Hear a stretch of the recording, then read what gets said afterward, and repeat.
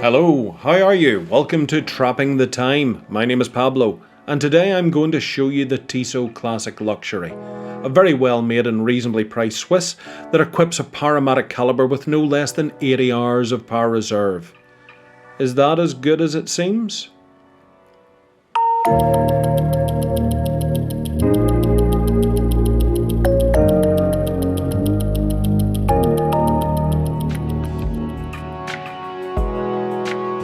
Tissot is a Swiss watch brand that was born in the town of Le Loch in 1853, founded by the watchmaker Charles-Emilion Tissot and his son.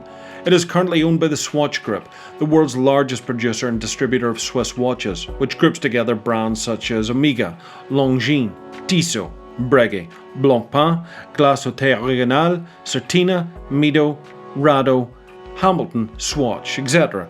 In addition, they're also the manufacturers of the famous ETA calibers. I would say that Tissot is to Swiss watchmaking what Orient is to Japanese. That is, they offer you remarkable quality at a lower price than their competition, if what we're talking about is mechanical Swiss watches. From the first moment, it's clear to you that as a company, like all Swatch Group, it takes care about working on the recognition of its brand. In the box, they make you see its history in a very original way. First on the packaging with the evolution of the logo over the years, and then when you open the box, we can see some fold-outs with the evolution of the factory. It's not luxurious packaging, it's recycled cardboard. But the truth is, they achieve a charming presentation nonetheless. Finding a Swiss made with a movement as demonstrably efficient as the Powermatic 80 with this quality of materials and finishes, including 316 steel, sapphire crystal, quality leather strap with butterfly clasp and exposed movement on the lid for less than $550 or £420 is not an easy task. With that dial, it is so reminiscent of watches from about the middle of the last century, but with current measurements, since it's 41mm in diameter and only 9.5 high, so it's perfectly suited as a formal watch. In fact, it's the measurement that my wrist likes the most in this type of more serious watch, although it works perfectly well as a casual watch as well. Because if we look at it from the side, that embossed checkered pattern that adorns the side gives it that touch that I would say is as elegant on one hand and also has a racing air on the other, which connects it to the world of the automobile. In fact, to me the dial reminds me of the speedometers of cars from that time, around the 50s and 60s. It only lacks the numerical scale in kilometres an hour to be exact. The dial is very simple, but at the same time it has that magic of retro well interpreted. The inside of the case remains visible, and as it does not have the rehaut, it gives greater depth to the concentric rings that make up the sphere.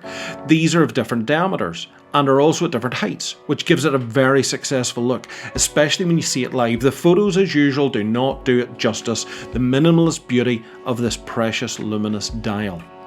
The hour marks, applied every hour, have a slight trapezoidal shape and two clearly marked facets.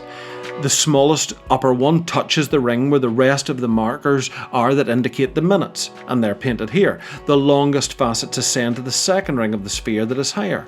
And it's due to this arrangement and shape, it seems that they're there more than to indicate the hours and to hold these two parts of the dial. The truth is that this dial at different heights and the faceted indicators and hands do not stop playing with the light in a way that is as subtle as it is elegant.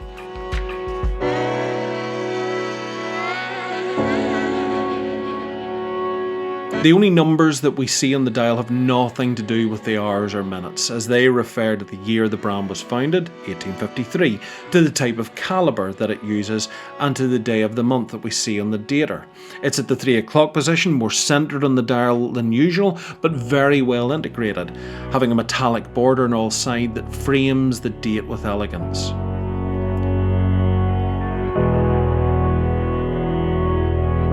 Apart from the dial, which I love, the side view of the watch also seems very successful, especially because of that pattern of rectangles on the three sides. That gives a special charm to an area of the box that's not usually decorated. Also because of those brushed lugs in different directions, and with the central part polished just like the bezel. No matter where you look at it, the case, the dial, it doesn't stop playing elegantly with the light. From behind, it's still as beautiful as from the front. That famous movement is exposed through a large window. The rotor occupies much of the space, but at least has been decorated with a wave laser engraving that some parts of the caliber also have. Most of the parts are steel, but there are also gears and other gold and bronze parts.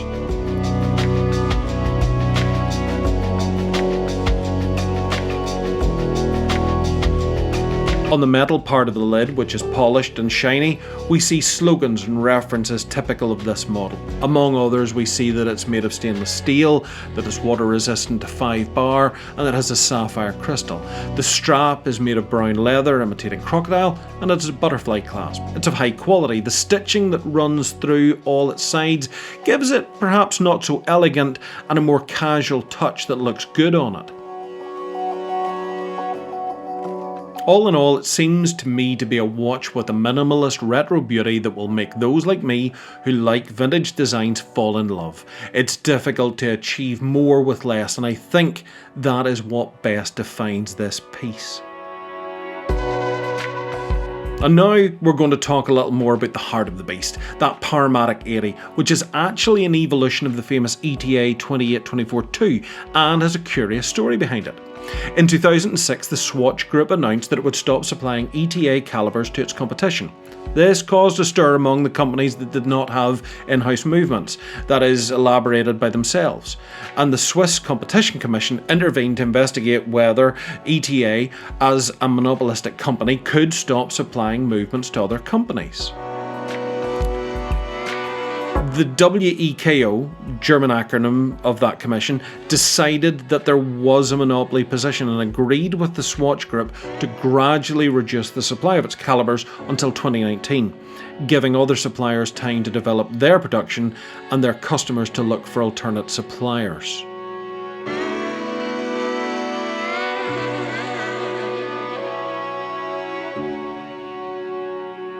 And that is how, taking advantage of the fact that the ETA 28242 patent had expired, the Sellita SW201, the STP111 and the Val 24 or the Seagull ST2130 emerged, all clones with slight variations of the excellent 28242. This Powermatic is also an evolution of that iconic movement, but it is developed by the Swatch Group itself and has been designed to exclusively equip the watches of its most accessible brands, such as Certina or Tissot. And the truth is that they got something that few or no one can offer, a quality movement with a power reserve of 80 hours and at a very competitive price. But for this they had to make decisions that have been highly criticised by many of the fans of horology. The first, the lower frequency from 4 to 3 Hz, that is to go from 28,800 to 21,600 alterations per hour. This, for those who do not know, has to do with the movement of the second hand. In the first case it advances 8 pulses every second, and when lowering to 3 Hz it only does 6 pulses, so the movement of the second hand is more jerky, less harmonious. To me, I already say it, this seems like a joke. Of course, I appreciate the delicate movement of 4 Hz, but I also like that more clumsy but equally beautiful advance of the 3 Hz.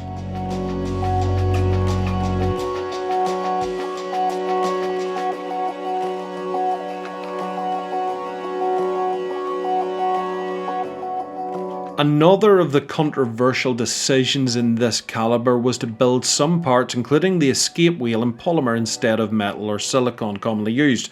For many, this is sacrilege because a mechanical watch must be durable over time, and putting plastic on its components makes many doubt whether it can meet this condition.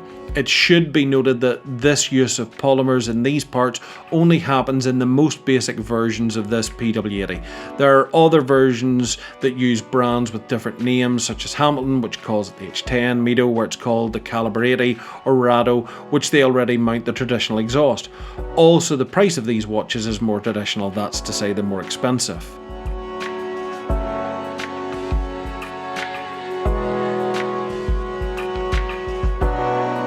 For my part, I will say that with the Swiss, it happens to me as with the Japanese, that I have a lot of faith in their watches beyond how they are built. And to be honest, I do not think that a group as important as Swatch, the largest seller of Swiss watches in the world, risk your reputation by using poor quality parts. Rather, I think that the purists and the reactionaries who want to maintain the essence are closed to the advances of this industry, denying any possibility of change without knowing if there's really an improvement.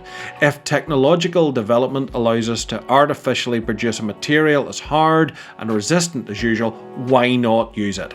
In short, only time will prove right to one or the other. For now, I enjoy this watch that allows you to leave it in the box for 3 full days, and when you get hold of it, it's ready and it's on time. And that no one can offer it today with mechanical watches at this price. In addition, I already have an ETA 28242 and a Sellita SW200 and an STP 111. What I did not have is this evolution created by the brand itself, which is this Powermatic 80. And the truth is, I could not be happier. And to conclude, we only need to give the data and specifications of this magnificent Tissot T Classic Luxury. It's an analog clock with 3 hands and date. It's made of 316 stainless steel, has a sapphire crystal and leather strap with a butterfly clasp. Carry the movement exposed on the lid. Its reference is T0864071603100. It mounts a Powermatic caliber 80 that beats at 3 Hz, and that is 2100/600 alterations per hour. It has a power reserve of 80 hours, manual and automatic charging with a precision of give or take 6 seconds per day. The measurements of this piece are diameter 41mm, height 9.5mm, lug to lug 47.8mm, and the bracelet is 22mm. And that's it for now. I hope you liked the video, and if so, give it a like, give it a share, subscribe, participate in the comments. Your collaboration is what helps us to continue growing.